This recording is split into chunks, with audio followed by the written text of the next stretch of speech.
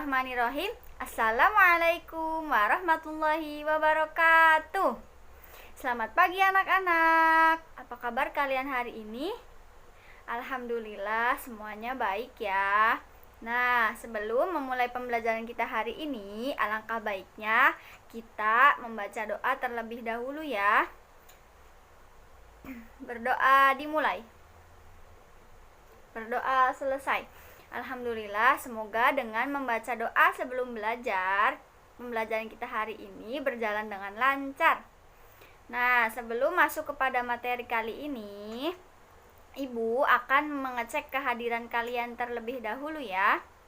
Nah, hari ini apakah ada yang tidak berangkat? Alhamdulillah, hari ini berangkat semua ya. Nah, apakah ada yang tahu hari ini kita akan belajar tentang apa? Belum ada yang tahu. Nah, hari ini kita akan mempelajari tentang perkembangbiakan hewan.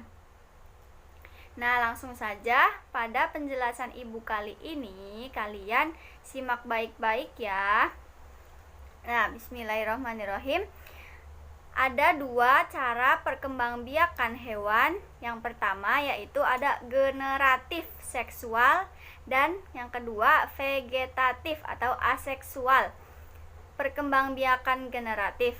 Perkembangbiakan generatif atau bisa disebut dengan perkembangbiakan seksual terjadi jika sel kelamin jantan spermatozoid bertemu dengan sel kelamin betina atau sel telur.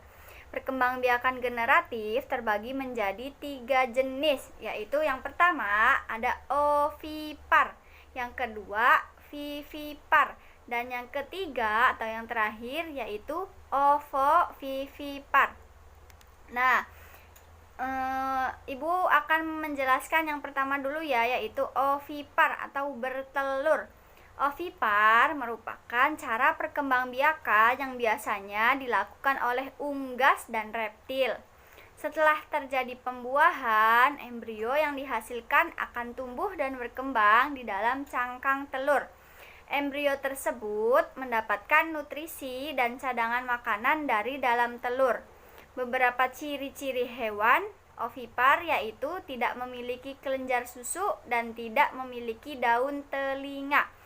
Nah, adapun contoh hewan ovipar yaitu yang pertama ada hewan yang bertelur adalah ayam, bebek, dan angsa. Nah, selanjutnya yang kedua yaitu vivipar. Vivipar atau melahirkan.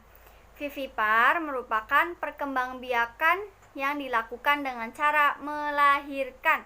Setelah terjadi pembuahan, embrio akan tumbuh dan berkembang di dalam rahim betina. Selama di dalam kandungan, embrio tersebut mendapatkan nutrisi dan makanan yang dimakan oleh induknya melalui plasenta. Beberapa ciri-ciri hewan vivipar yaitu memiliki kelenjar susu, memiliki daun telinga, tumbuh dilindungi oleh bulu. Contoh hewan yang melahirkan adalah kucing, anjing, dan singa. Yang ketiga atau yang terakhir, ovovivipar, bertelur dan melahirkan. Berbeda dengan dua hal tadi, cara perkembangbiakan ovovivipar merupakan kombinasi dari dua tadi. Ketika terjadi pembuahan, maka embrio yang dihasilkan akan tumbuh dan berkembang di dalam telur. Sekilas memang terdengar mirip ovipar ya, tapi pada ovovivipar telur tersebut tidak akan dikeluarkan dari tubuh induknya, melainkan akan tetap berada di dalam tubuh induknya sampai menetas. Setelah menetas, baru calon anak tersebut akan dilahirkan lewat tubuh ibunya.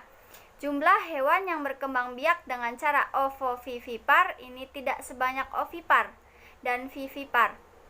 Beberapa hewan yang berkembang biak dengan ovovivipar diantaranya adalah platypus, kuda laut, beberapa spesies ikan hiu, dan iguana. Nah, yang kedua ada perkembangbiakan vegetatif. Perkembangbiakan vegetatif disebut juga sebagai perkembangbiakan aseksual. Perkembangbiakan vegetatif cuma terjadi di hewan tingkat rendah saja. Kamu tahu kan kalau hewan tingkat rendah adalah hewan yang tidak memiliki struktur tubuh sempurna. Mereka tidak memiliki tulang belakang dan memiliki struktur antonim lebih sederhana daripada hewan bertulang belakang. Perkembangbiakan vegetatif ini tidak melalui proses kawin. Terus Nah, mereka punya caranya sendiri. Ada 3 cara untuk berkembangbiakan secara vegetatif, yaitu yang pertama tunas, yang kedua fragmentasi, dan ketiga membelah diri. Yang pertama yaitu tunas. Hewan yang berkembang biak dengan tunas memiliki tunas kecil di tubuhnya. Ketika sudah dewasa, tunas kecil tersebut akan berpisah dengan induknya dan membentuk individu baru. Hydra, Porifera, dan Coelenterata merupakan contoh hewan yang berkembang biak dengan menggunakan tunas. Yang kedua yaitu fragmentasi. Fragmentasi merupakan salah satu cara hewan untuk berkembang biak dengan cara memutus atau memotong bagian tubuhnya menjadi 2. Kemudian dari kedua potongan tubuh tersebut akan membentuk 2 individu yang baru. Contoh hewan yang berkembang biak dengan cara ini yaitu cacing pipih dan cacing pita. Yang ketiga atau yang terakhir, membelah diri. Membelah diri yang dimaksud di sini bukan membelah diri kayak Boruto gitu. Membelah diri di sini dilakukan oleh hewan bersel satu seperti amuba. Ketika membelah diri, inti selnya membelah menjadi 2, diikuti dengan pembelahan cairan dan dinding sel. Jadi 2 individu baru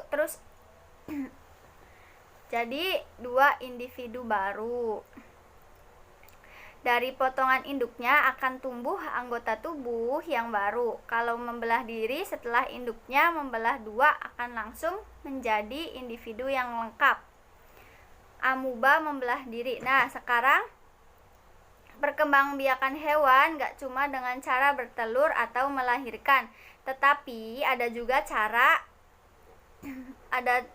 cara lainnya. Nah, sekian penjelasan dari Ibu. Sebelum mengakhiri pembelajaran kita hari ini, Ibu ada permainan untuk perkembangbiakan hewan. Nah, ini media pembelajaran kita hari ini, yaitu perkembangbiakan hewan. Nah, di sini ada kantong vivipar, yang di sini kantong ovovivipar, dan di sini ada kantong ovovivipar. Yang ini adalah nama-nama hewan. Nah, cara bermainnya nanti kalian ambil kertas di sini berisi nama-nama hewan. Nanti kalian kelompokkan sesuai dengan perkembangbiakannya ya. Nah, contoh akan Ibu contohkan yang pertama ya.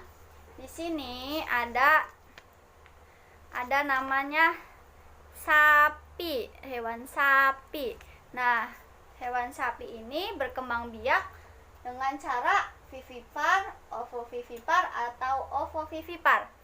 Nah, di sini sapi berkembang biak dengan cara vivipar. Nah, kalian simpen di sini. Begitu cara bermainnya ya. Nanti kalian bikin kelompoknya ada 5 kelompok aja ya, jangan banyak-banyak. 5 kelompok. Nanti setiap kelompok akan Ibu tunjuk atau kalian tunjuk saja siapa yang mau maju ke depan nanti mencoba kuis ini. Nah, ya sudah. Nah, sudah semua ya, sudah mengerti semua tentang perkembangbiakan hewan. Alhamdulillah semuanya sudah mengerti ya. Sebelum mengakhiri pembelajaran kita hari ini, alangkah baiknya kita membaca doa terlebih dahulu ya. Berdoa dimulai. Berdoa selesai. Alhamdulillah, semoga pembelajaran kita hari ini bermanfaat ya. Cukup sekian dari Ibu, kurang dan kurangnya mohon maaf. Wabillahi taufik wal hidayah. Wassalamualaikum warahmatullahi wabarakatuh.